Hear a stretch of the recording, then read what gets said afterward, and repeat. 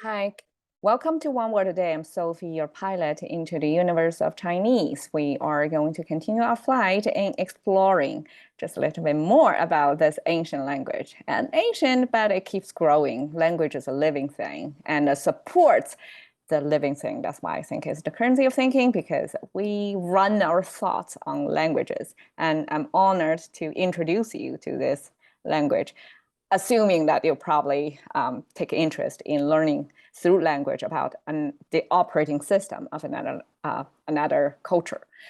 除四害 was what we talked about. It happened in the 1950s to 1960s of this great campaign of the national mobility about killing for pests, and sparrows was included as the original for pests, and by killing 400,000 sparrows in 3 days, because everybody was mobilized, and especially the little boys, they were happy to be the heroes of the day by shooting with this elastic band stone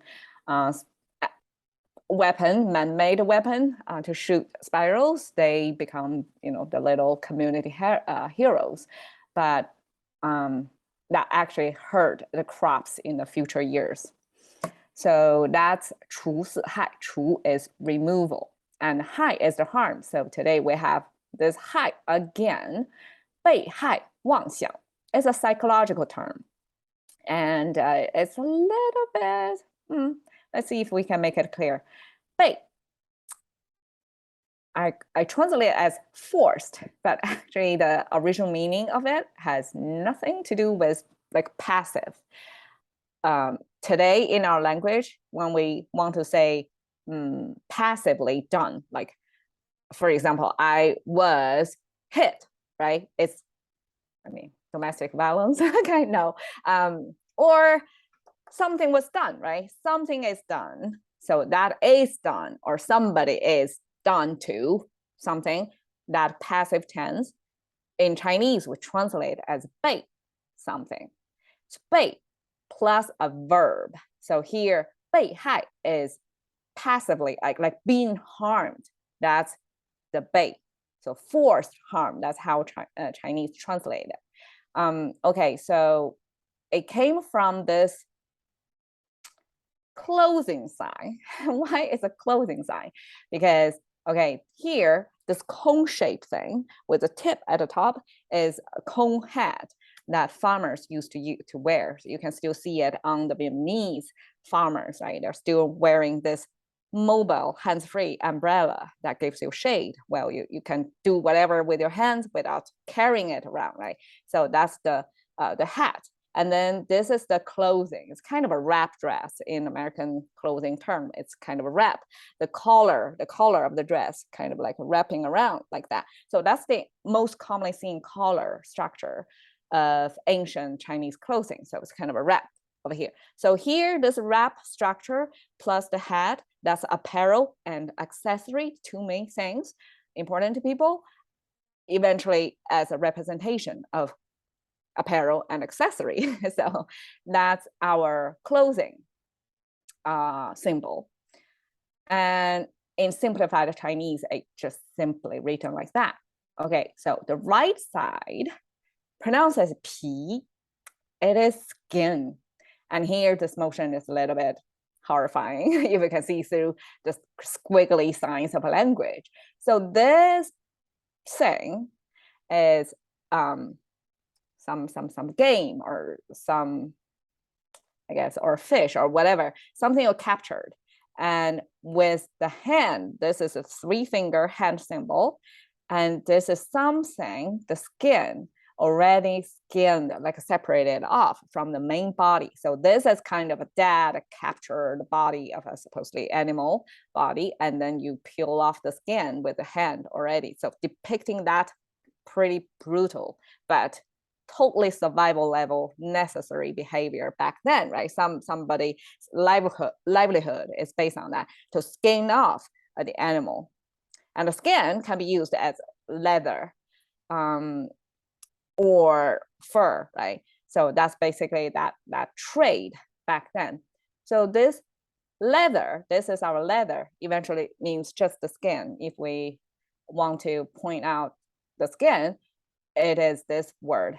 It's, I guess we can use it as, okay, so Chinese symbol may have multiple meanings. So over here, you can treat it as a skin, but in other times, when it pairs with another word, it will be leather. So, I mean, both skin and leather actually essentially the same thing, right? But skin is like, especially human skin. So we pair it as a 皮肤, and then that's human skin. But if we use 皮革, that's animal skin. So it depends on what word, another word we use to pair it with. That's how we settle on exactly which meaning on this multiple meaning character. So we have clothing and we have skin together. What does that mean? It's another step of abstraction. So I view it as ancient times of pajama. So it's clothing for nighttime, as if you're wearing a second skin, close fitting, and it's for your nighttime sleeping. And that's basically our like a covering. So we use the clothing sign related to something cover, right? And then the skin, so as if it's your second skin, or to cover your skin, that two concepts combined to mean this is our covering. And somehow in the evolution of language, this means passive tense for us. So if we plus a verb, it becomes like passively done this thing. So it's here, I just translate as forced. So forced harm. So harm, again, this dome thing with the chimney, that's our domestic space. And we have the mouth symbol, kind of up tilted smiley mouth. And then we have this slightly diagonal 3 lines string together by vertical line. That means chaos. So harm concept was built up from this domestic chaotic speaking. So that kind of disrupt your peace, right? At home, like if things are chaotic, it's because of speaking. So that's the origin of a harm. So forced harm means somebody is harmed. That's our expression. We call it forced harm. 被害, and then 妄想. 妄, again, we have a female figure over here. Yesterday we have we have this, wait, it was the day before yesterday. Okay, this is our human figure. So we have this regular generic human, non-gender human, and here got hips and curves. That's a female figure, very literally visual representation. And this part means actually death. So we have this, I guess I write it like this. This bottom horizontal line with a vertical line connect to that creates a space. It's kind of, it's not high ground, it's low ground. And so a lot of times this was used to refer to low ground or a hiding place. And then this is kind of a simplified human figure, I guess. So this is a human figure trying to hide in this place. So imagine a figure, human figure, hidden in a place for a long time. That's kind of a representation of a body was buried underground. And so eventually that means death, somebody dead, buried under, hidden from the day-to-day life.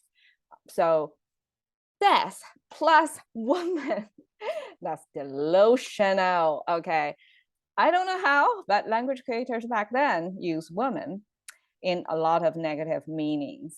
So this is one of them. Death and woman, I don't know. In literature, death and sex, two major things, or death and love, I guess, two major themes, right? So that's probably is the driving force to come up with a lot of literature, right? So you can see if people cannot turn that energy into literature, they probably turn it into delusion or something. So probably, I don't know why, but if that helps with memorizing it. 想, okay, 想, we have this heart symbol at the bottom. I view it as a chamber of heart and 3 tubes, kind of a lobster hand saying 3 tubes coming out of heart. That's a visual representation of heart. And a heart in the East as well as West, English as well as Chinese, both means cognitive processing. And 想, the top portion is the sound maker. It sounds like 香, and 香 means looking something closely and made up of this wood symbol. This is actually a tree symbol, a wood symbol. And the right side is the eye symbol because it is this opening of the eye, oval shape, and 2 horizontal lines. That's the eyeball, the iris portion. So an eye looking at the tree closely, that's our observation. So observation plus the cognitive function together. So you're seeing and then you're mentally processing it.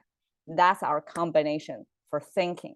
So, but because here 妄想, 想 is a noun described by 妄, so I have to transform that into thought, into a noun, right? So that's just the way English works, but Chinese we only use 想. It can be a verb or a noun, same form. And okay, try to figure this out. Forced harm, delusional thought. 被害妄想. So somebody is delusional, thinking that they are being forced or being harmed. So that is the definition of paranoia. And paranoia was, I mean, 被害妄想 is probably a contemporary translation because it was not, definitely not. This psychology was not a strong, or we have a different system back then. So Chinese doesn't really have such concept of paranoia. But when we translate what that represents, the closest or the most efficient 4 characters we choose from Chinese language to represent this pretty complicated subgenre of a type of mental condition, we use 被害妄想 to say this is somebody is delusional thinking they are being harmed. It's kind of a hit, right? Like even if it's not expressed elegantly, like this 4 words to me, it doesn't sound nice, but it kind of plainly express the dictionary basic meaning of paranoia. I just used that picture to show this is like a fruit, like thoughts, on the like a string of thoughts, and some may not be. I mean, some are ripening, some different degrees. So thinking could be the most unsettling thing, right? And a lot of this 想, this thinking, mental activity, it can lead us to some dangerous place, right? So I hope, I mean, my audience all taking care of their mental health, and myself too. I'm keeping remind of myself if I'm overthinking about things. I'll try to, contain, harness my thought, like not to go further. So definitely, I hope everybody stays safe. Nobody is paranoid. Okay, cash into the currency of thinking by one word a day with Sophie. See you another day.